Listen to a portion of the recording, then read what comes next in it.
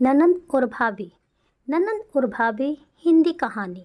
राधिका ननंद और साक्षी भाभी की है। दोनों में बिल्कुल नहीं बनती। कहानी में रिश्तों के उतार चढ़ाव को दिखाया गया है। बहू, साक्षी सुनो, राधिका का फ़ोन आया था, आना चाह रही है कुछ दिनों के लिए यहाँ। साक्षी ने बोला, क्यों मम्मी जी, क्यों? सास सुशीला ने कहा, अरे शादीशुदा होने का ये मतलब तो नहीं होता ना कि मायके से बेटी का हक ही ख़त्म हो गया। और दूसरी बात, राधिका कोई शौक से रोटी तोड़ने नहीं आ रही है।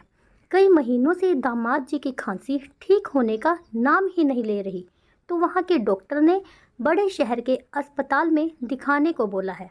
यहाँ तो एक से बढ़ के एक बड़े डॉक्टर हैं। राधिका बोल रही थी कि सारी जांच होने और इलाज करवाने में कम से कम 15-20 दिन तो लग ही जाएंगे। तब तक तो उसे यहाँ रहना होगा। साक्षी ने बोला, पर मम्मी जी, आपसे कुछ छुपा हुआ है क्या? हमारे सारे फ्लैट किराए पर दिए हुए हैं और इस घर में सब कैसे एडजस्ट हो पाएगा? बहुत 3 कमरे तो हैं ही। चिंटू मेरे कमरे में सो जाएगा और पिंकी तो वैसे भी तुम दोनों के साथ ही सोती है। अपनों के लिए 15-20 दिन एडजस्ट नहीं कर सकते क्या? बेचारी राधिका छुट्टी मनाने नहीं, परेशानी में आ रही है। साक्षी ने कहा, देखती हूँ मम्मी जी, पर अभी आप कंफर्म मत कर देना। वैसे जीजा जी के एक भाई भी तो रहते हैं यहाँ, उनके घर में भी तो रह सकती हैं राधिका दीदी। यह सुनकर सुशीला बोली, बहू, वह 2 बेडरूम का घर है। वहाँ जेठ जेठानी और उनके बच्चे भी बड़े बड़े हैं, वहाँ मुश्किल होगा रहना।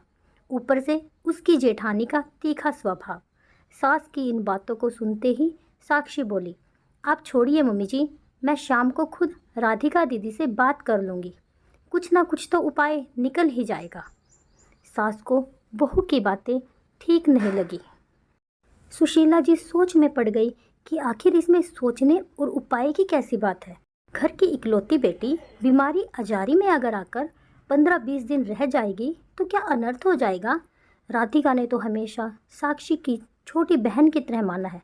शायद राधिका का तौर तरीका सिखाना और उचित सलाह देना पढ़ी लिखी साक्षी को पसंद नहीं आया और वो मन ही मन उससे खार खाने लगी और पसंद नहीं करने लगी।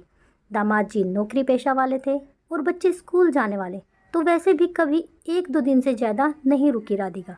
लेकिन उतने कम दिनों में भी साक्षी उससे कटी कटी रहती। साक्षी का बदलता रवैया देखकर राधिका ने उसे सलाह मशवरा देना भी बिल्कुल बंद कर दिया था, पर साक्षी का स्वभाव नहीं बदला। और शायद इसी कारण से साक्षी नहीं चाहती थी कि राधिका यहाँ आकर रहे, पर मायका होते हुए बेटी होटल में रहे, ये भी तो शोभा नहीं देता। और फिर वो राधिका को कैसे कहेगी कि वो यहाँ आकर ना रहे, वो भी तब जबकि उसका बर्ताव बुरा नहीं है। दीदी, कल से 4 बार फ़ोन कर चुकी हूँ, आप फ़ोन क्यों नहीं उठा रही हैं? साक्षी ने तल्ख लहजे में राधिका से कहा। राधिका ने कहा, क्या बताऊँ भाभी, कल से हमारे बगल में इतना हंगामा मचा हुआ है, उसी में उलझी पड़ी हूँ। हमारे बगल वाले भैया ने अपनी ज़मीन बिल्डर को दे दी। अभी 8 दिन पहले उस बिल्डर ने नीचे एक बड़ा सा शॉपिंग कॉम्प्लेक्स और ऊपर फ्लैट बनाने की बात की। भैया को 20 फ्लैट में से 6 फ्लैट देगा और 20 दुकानों में से 10 दुकान देने की बात हो गई थी। ननंद और भाभी की फ़ोन पे बात। काम शुरू होने ही वाला था कि उनकी दोनों बहनें आ धमकी और अपना अपना हिस्सा मांगना शुरू कर दिया। और भैया कह रहे हैं, सब बांट ही देंगे तो हमारे पास क्या बचेगा? तुम लोगों की शादी और दहेज में तो खर्च किया ही था, अब इसमें से कुछ नहीं मिलेगा। पर बहनों ने कोर्ट जाने की धमकी दे दी और पुलिस दरोगा बुलाकर काम भी रुकवा दिया और बोली, पिताजी का घर रहता तो हम हक न मानते, पर जब उस पर भैया इतना लंबा चौड़ा बिजनेस कर रहा है तो हमें भी अपना हिस्सा चाहिए। दोनों पक्षों को समझाने में सबके साथ मैं भी व्यस्त थी। भाभी, आप तो मेरी आदत जानती ही हो, इस चक्कर में फ़ोन नहीं देख पाई। इस तरह से ननंद और भाभी में लंबी बात चली। बोलो भाभी, आप क्या कह रही थी? साक्षी अपनी ननंद की यह बातें सुनकर हड़बड़ाहट में बोली, मैं क्या कह रही थी? हाँ, मैं कह रही थी ना। नहीं, मैं पूछ रही थी आपके आने के बारे में। अब जीजा जी कैसे हैं? कब आने का प्रोग्राम है आपका? राधिका ने बोला, भाभी, कल से थोड़ा सुधार लग रहा है। डॉक्टर ने जो दवाई बदली है शायद अब असर कर रही है। साक्षी बोली, ना दीदी ना, रिस्क मत लो, एक बार आकर सारी जांच करवा लो। साक्षी की यह बात सुनते ही राधिका कहती है, ठीक कहती हो भाभी। सच कहूँ तो मन में बड़ा संकोच था। अभी तक माँ तो बुला रही थी, पर तुम्हारा फ़ोन नहीं आया था तो कदम नहीं उठ रहे थे वहाँ आने के लिए।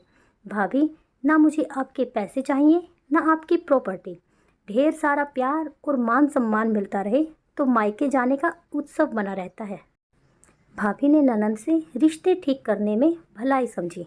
साक्षी अपने स्वर में मिठास घोलते हुए बोली, दीदी आपका घर है, जब आओ जब जाओ।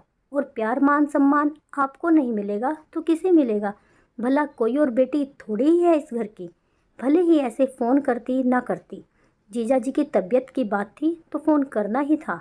साक्षी फ़ोन रखने के बाद सोचने लगी कि मैंने तो सोचा था कि अपनी ननंद से कहूँगी, दीदी मैं तो कुछ दिन के लिए मायके जाने का सोच रही हूँ, आपको आना हो तो आ जाओ।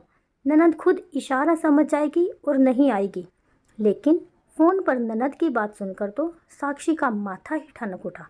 उसने सोचा, ननद से अच्छे संबंध बनाकर रखेगी तो सब अच्छा, वरना उसकी ननद को अपना हक मांगते देर न लगेगी। साक्षी ने ठान लिया कि वह अपनी ननद से बना के रखेगी, नहीं तो प्रॉपर्टी का बंटवारा न हो जाए। इस तरह से ननद और भाभी के रिश्ते अच्छे हो गए। यही है ननद और भाभी की हिंदी कहानी। आशा करती हूँ आपको ये कहानी अच्छी लगी होगी।